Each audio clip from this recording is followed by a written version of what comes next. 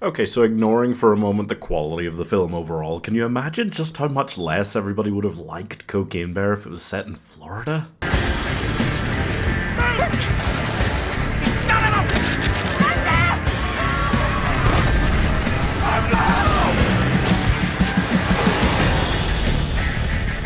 The Asylum have hit 25 years as a company, and they're celebrating the same way that you would celebrate, like, the birthday of a cockroach that's been on your wall for years. With meth. So I think the saddest thing about this is that they're not even getting there first anymore, because Crack Coon came out months ago. Meth Gator is, incredibly predictably, about some guys running from the police with drugs in a swamp, and there's a gator that eats them and their drugs and then goes on a rampage while the local mayor refuses to call it a state of emergency. They just added some elements of Jaws into Cocainebear and tried to pass it off, and it sucks. So there's this sheriff, he's a white sheriff, white policeman in Florida, so how do they make him a relatable, nice guy? They give him an adopted black son. Literally.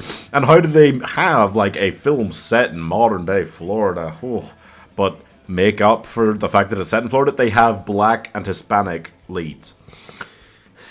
So, the DEA agent, who is the adopted son of the sheriff, returns to town, and there's this girl here that he used to be into. They used to have a thing, but he knows that she's going to hate him for joining the same agency that arrested her father years ago.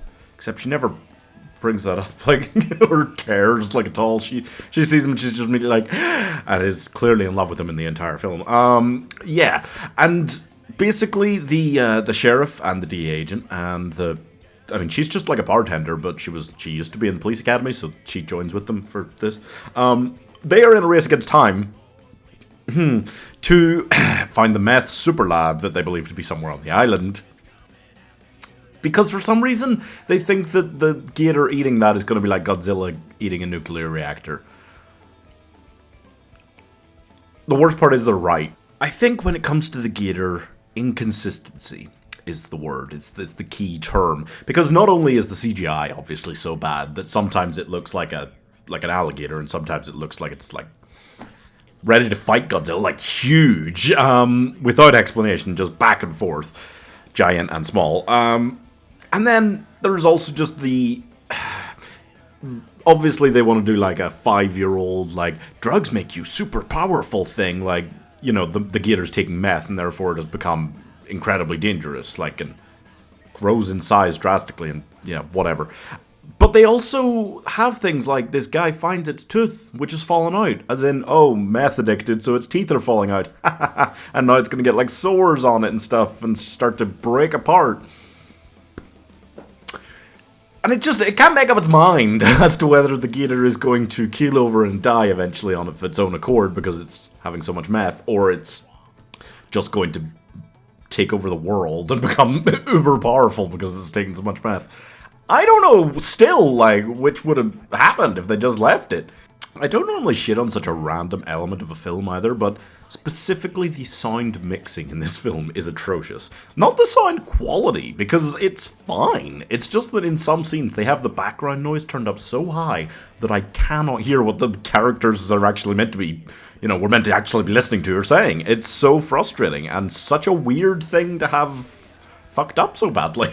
Like, when you've got clearly good microphones, you can get good equipment, but it doesn't mean you know what you're doing with it. That is the lesson here.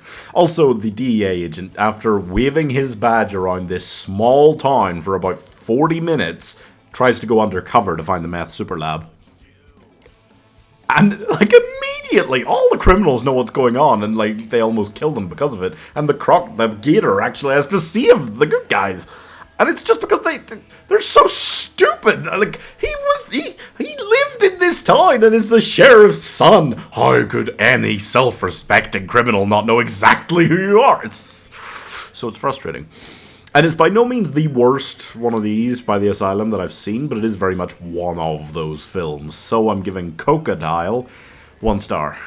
I'm combined with the feeling that maybe this wasn't actually quite as bad as I expected, like on one hand, but then they did shoot an RPG down its throat, and it survived. Just open mouth right down there. Yeah. Subscribe for more hard truths.